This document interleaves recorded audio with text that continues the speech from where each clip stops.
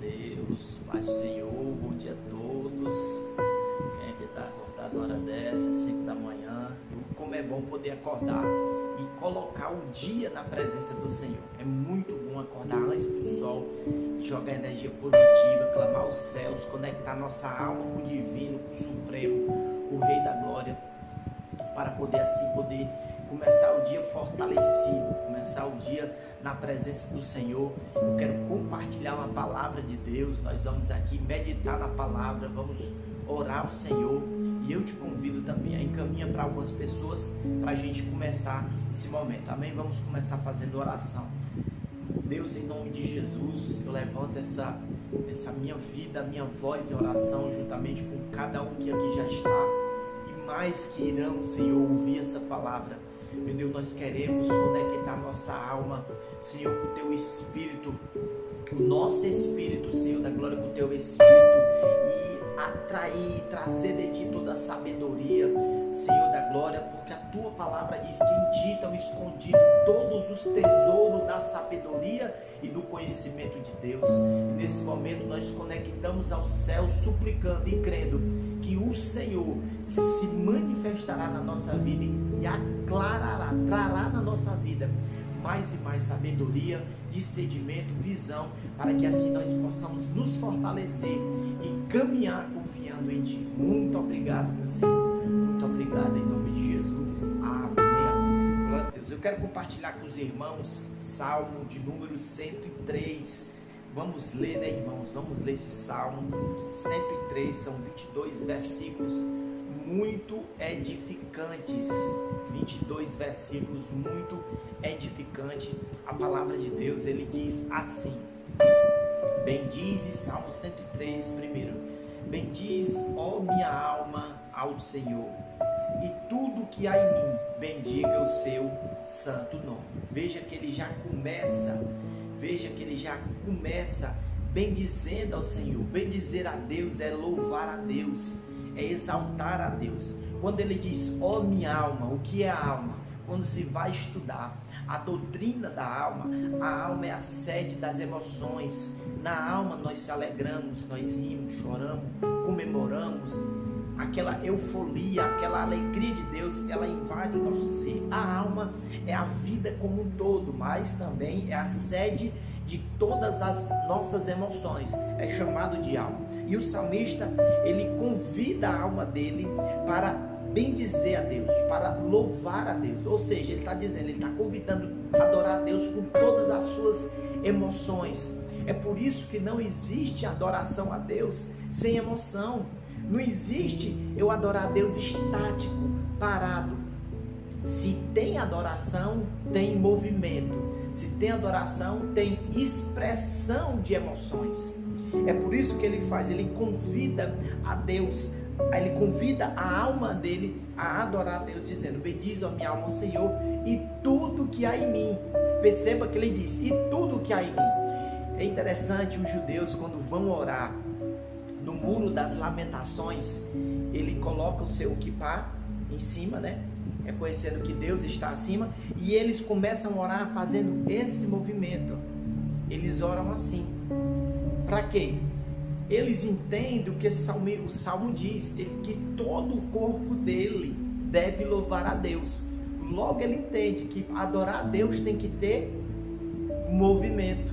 Então porque quando nós adoramos a Deus, nós se jogamos para Deus. De uma certa forma não há como se ficar parado. Assim, no quesito adoração, lógico, adorar a Deus é com a nossa vida. É por isso que ele convida, tudo que há em mim, bendiga o seu santo nome. Que Deus possa nos dar força para isso. O versículo 2 diz assim, eu estou lendo o Salmo 103, viu, irmãos? O versículo 2 diz assim, bendize a minha alma o Senhor, e não te esqueça de nenhum de seus benefícios. Agora ele está convidando a alma dele a ser grato. A melhor coisa que possa acontecer na nossa vida em relação a Deus é a gratidão. E também em relação às pessoas. É muito triste uma pessoa ingrata, uma pessoa que não reconhece o favor de Deus e não reconhece aquilo que as outras pessoas já fizeram para você. No caso do salmista, ele está convidando a alma dele em relação ao Senhor. Ele está dizendo: bendiz a minha alma ao Senhor e não te esqueça de nenhum dos seus benefícios. Se a gente olhar um pouco para trás, quem caminha com o Senhor 5, 10, eu já caminho a 19, eu vejo esse favor de Deus. Quantas coisas Deus já livrou, e você também. Quantas coisas Deus te guardou, quantas coisas Deus te livrou. Isso é motivo que para nós pegar toda essa benevolência do Senhor e continuar adorando a Deus. É usar isso como combustível para não parar. É olhar para trás, pregar as experiências, olhando para trás e dizer: até aqui o Senhor me ajudou e Ele vai continuar me ajudando. E assim nós vamos continuar adorando a Deus. É isso que Ele está dizendo: bendiz a minha alma ao Senhor e não te esqueças de nenhum dos seus benefícios. Ou seja, tudo aquilo que Deus fez, alma, não se esqueça, porque foi Deus que fez. O versículo 3, ele diz assim, ó: é Ele, Deus, que perdoa todas as tuas iniquidades e sara todas as tuas enfermidades. Interessante é que ele está falando que esse Deus que vem atrás de nós, vem por meio de nós e vem sarando. E aqui ele tem tanto viés, Deus tanto cura agora, como falando de um plano futuro no céu. Porque Apocalipse diz que lá no céu não haverá dor, não haverá tristeza, não haverá amargura, ou seja, tudo cessará, não haverá doença e tudo lá será curado, porque lá nós estaremos no estágio perfeito de glorificação. Não haverá dor, não haverá nenhuma tristeza que vai afligir a nossa alma, nem o nosso corpo. E ele continua dizendo: quem redime a tua alma da perdição e te coroa de benignidade e de misericórdia. Ele está justamente afirmando: é Ele, é o Senhor que redime a nossa vida da perdição. Quantos e quantos e quantos que Deus tem alcançado e está caminhando para a perdição, e chega a palavra, chega Deus, chega o favor, chega a misericórdia e redime e tira essa pessoa, resgata essa pessoa da perdição e coroa de benignidade e de misericórdia. A misericórdia do Senhor, já disse o profeta, que são a razão, são a causa de nós não sermos consumidos, são as misericórdias do Senhor. Versículo 5 ele diz: quem redime a tua vida da perdição. Versículo 5 diz: quem enche a tua boca de bem, de sorte que a tua mocidade se renova como a água. Ele tá continuando a falar do favor do Senhor. O versículo 6: o Senhor faz justiça e juízo a todos os oprimidos. Aqui, querido, tem algo muito interessante quando ele afirma: o Senhor faz justiça e juízo a todos os oprimidos. O que é que ele está dizendo? Ele está falando que a justiça, a palavra no original é tisade, ele não fica impune, não fica esquecido. Tudo que fizeram contra você, toda a injustiça que você passou ou passa, saiba, quando você coloca em Deus, quando você apresenta em Deus oração, nada vai ficar impune, querido. Pode ter certeza, Deus está vendo tudo, Deus está contemplando tudo, o favor de Deus chegará, a justiça de Deus chegará, nada vai ficar impune. Aqueles que se levantarem contra nós fazendo mal, um dia o juízo de Deus chegará e eles saberão que foi Deus que fez essa obra, foi Deus que realizou essa obra. Nós temos um relato na Bíblia, no livro de Abacuque. Quando nós lemos Abacuque capítulo 3, Abacuque faz uma oração sobre o Monte Sigionote. E um dos versículos muito mal interpretado é o 3, quando ele começa a orar em Abacuque, lá no Monte Sigionote, ele começa a orar e diz: aviva, ó Senhor, tua obra, no meio dos anos a notifica, na ira lembra-te da misericórdia. Ali não está falando de avivamento espiritual, não. Aquele avivamento que ele está falando, aviva a tua obra, foi o que ele relatou que faria no capítulo 1.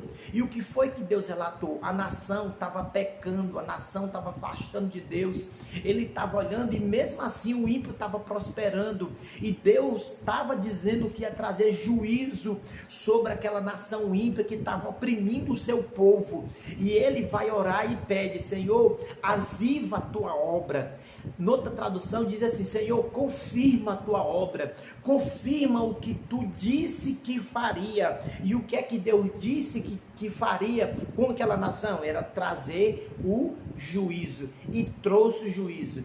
Deus não se esqueceu de subjugar, embora que foi o seu povo, mas Deus não se esqueceu, porque Deus, ele corrige e ele ama aquele que ele tem por filho. Então, quando a palavra de Deus diz no versículo 6, o Senhor faz justiça e juízo a todos os oprimidos, saibam, entendam, nada fica impune na presença do Senhor. Se alguém se levantou com você, espera, aguarda, a justiça de Deus chegará, porque ele não é homem para que minta, ele não é filho do homem para que se arrependa. Fica na paz e descansa no Senhor, que a tua vitória vai chegar em nome de Jesus. Amém, queridos?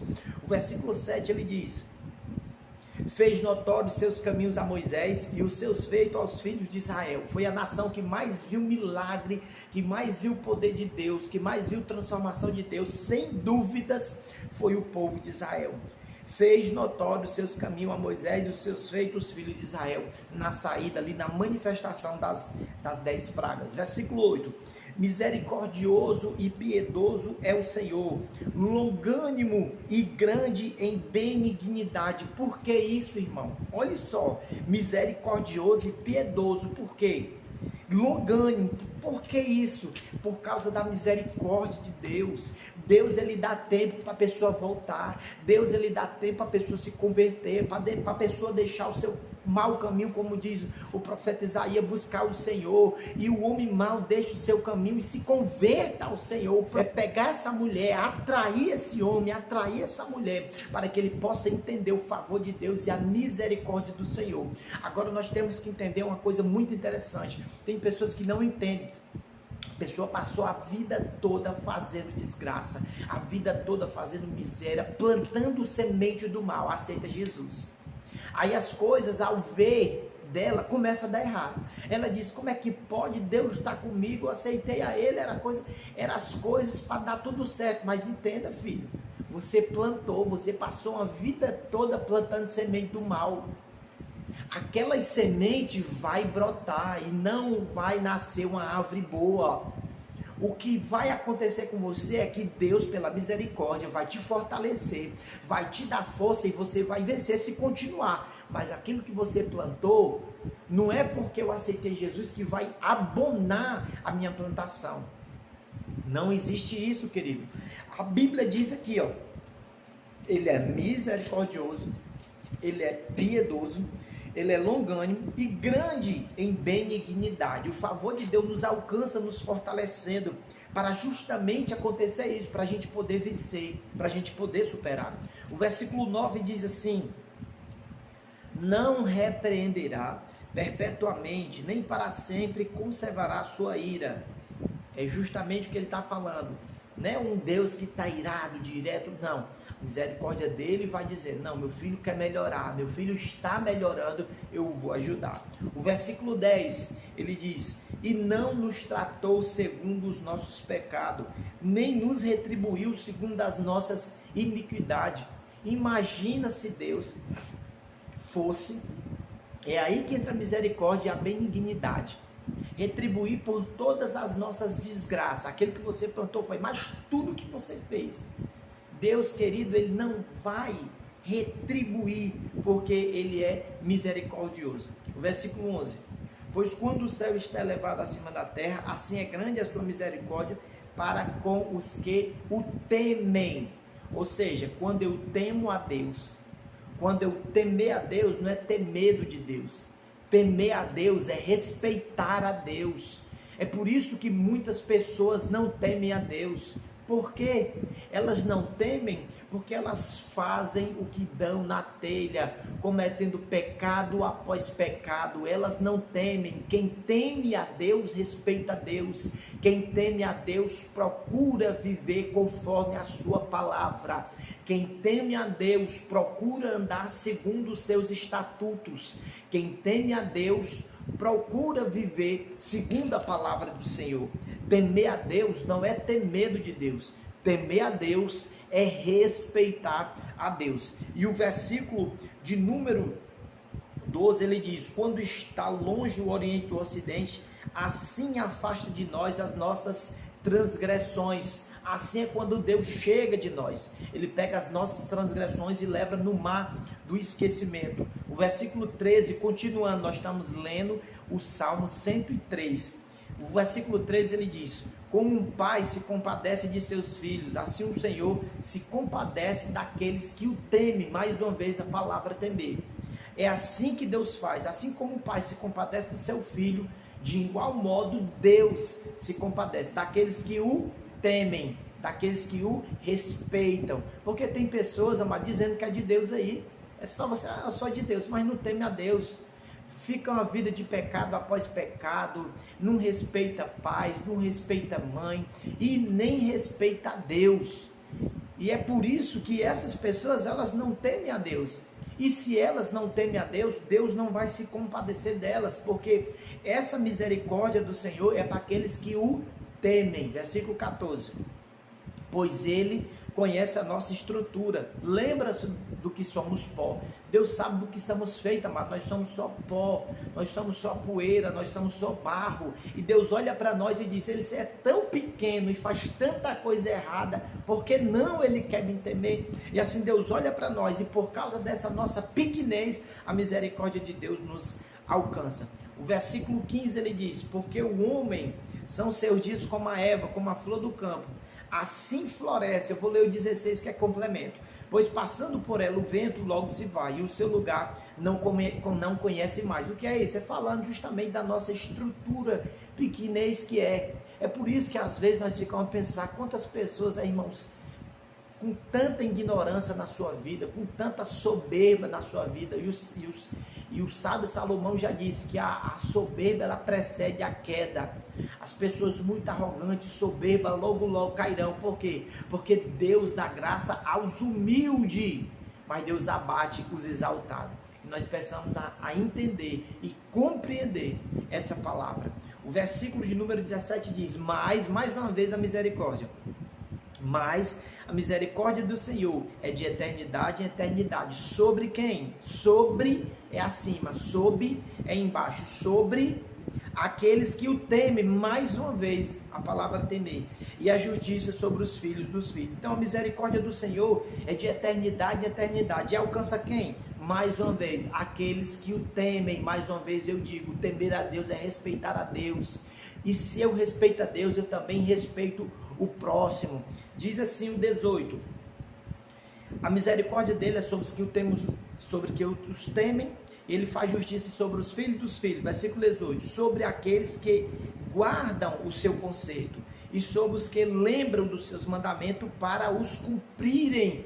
Aqui que é a chave. Não é todas as pessoas, é sobre aqueles que temem, é sobre aqueles que guardam os seus mandamentos, mas não só guardam. Não é aqueles que sabem, não é aqueles que leem a Bíblia, mas ele está falando para que finalidade, qual é o objetivo de eu saber da palavra, qual é o objetivo de eu entender da Escritura. É para um objetivo, para os cumprirem. Então o amor de Deus, o favor de Deus, a misericórdia de Deus é sobre aqueles que executam a palavra. Mas bem-aventurado é aquele que pratica daquele que ouve. Já ouvir é bem-aventurado, mas bem-aventurados são aqueles que praticam a palavra. É na prática que vai trazer o resultado, é na prática que vai trazer o favor de Deus. Não é eu saber que devo amar, eu tenho que amar. Não é eu saber que devo perdoar quem me ofendeu, eu tenho que perdoar. Não é, eu devo ali na Bíblia, é bom mesmo perdoar. Não, você tem que perdoar.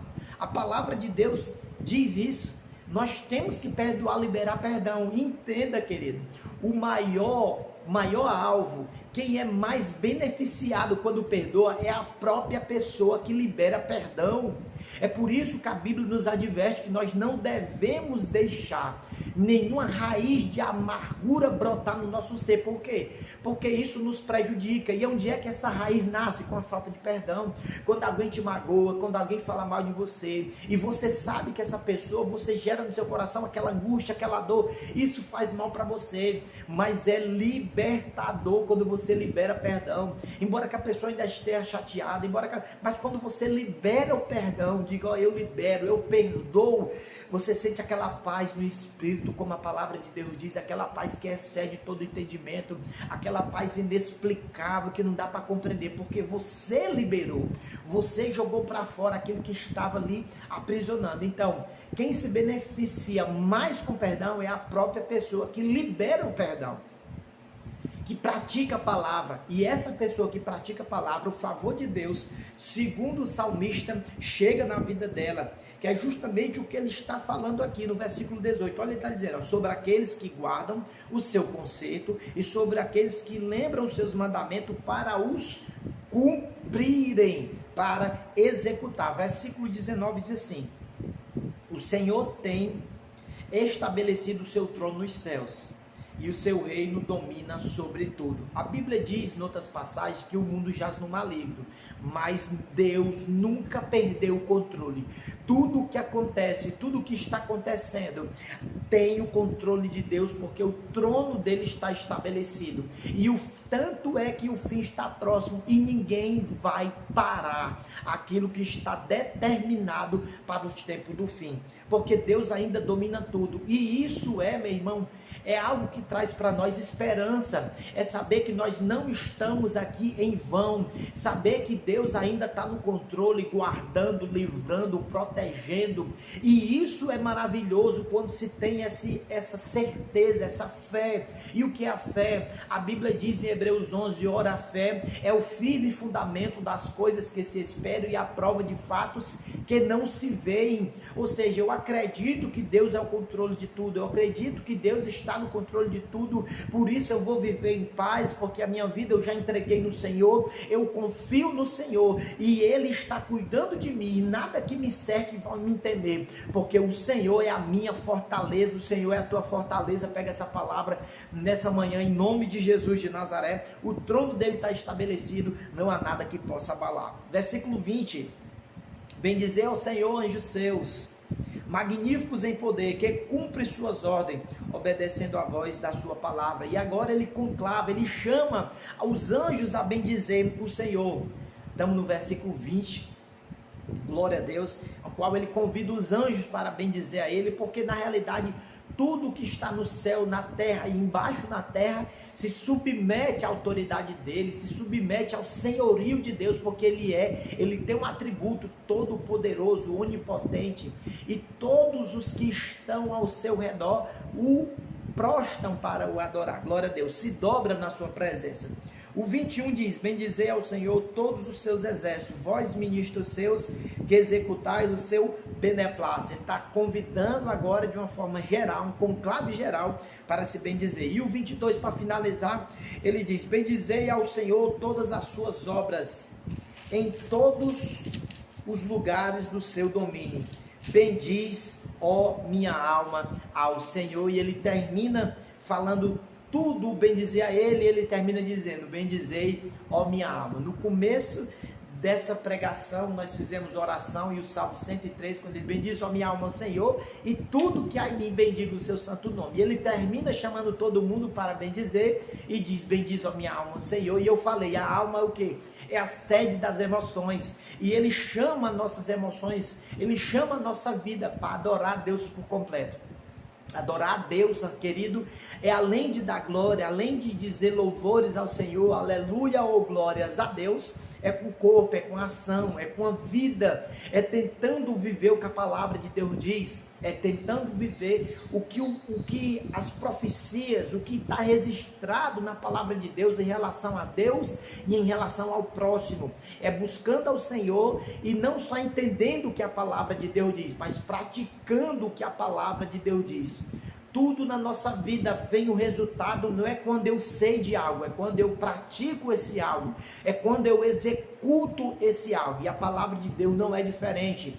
Quando você executa a palavra de Deus, aí sim vem a resposta, aí sim vem o favor de Deus, aí sim chega a transformação de Deus, aí chega a presença de Deus na nossa vida. Se eu te perguntar se orar é bom, você vai dizer, orar é maravilhoso, mas o resultado não vem quando eu sei que devo orar, o resultado vem quando eu vou orar, porque através da oração eu mantenho a minha comunhão com Deus, através da oração eu sou fortalecido, através da oração eu intercedo por alguém que precisa desse favor de Deus. Então é quando eu executo, e em nome de Jesus passe a realizar algo para Deus, faça algo para Deus, busque a Deus, ore a Deus, pregue a sua palavra, seja mais solícito, ame a Deus e ame o seu próximo. É o primeiro e o grande mandamento que resumiu todos os 10 mandamentos: amar a Deus sobre todas as coisas e o próximo como a ti mesmo. Amém? Deus abençoe cada um que esteve aqui nesse momento, cada um que ainda vai ver acerca desse Salmo 103, aonde o salmista convida não só a sua vida para adorar o Senhor, mas os anjos, todos os exércitos do céu e tudo que está à sua volta. E eu termino: bendiz a minha alma, Senhor, e tudo que há em mim bendiga o seu santo nome. Deus te abençoe, meu querido, nesse dia de hoje. Faça um excepcional dia, que o seu dia, eu profetizo, vai ser um dia abençoado, nada vai roubar a tua paz, Satanás já perdeu essa peleja, e nesse dia de hoje você será vitorioso, porque nós vivemos o hoje. A Bíblia diz que basta cada dia o seu mal. Mate esse leão hoje, vença o dia de hoje, e amanhã de novo nós vamos continuar nessa peleja até Jesus voltar. Deus te abençoe, fica com Deus, eu fico por aqui e fica na paz.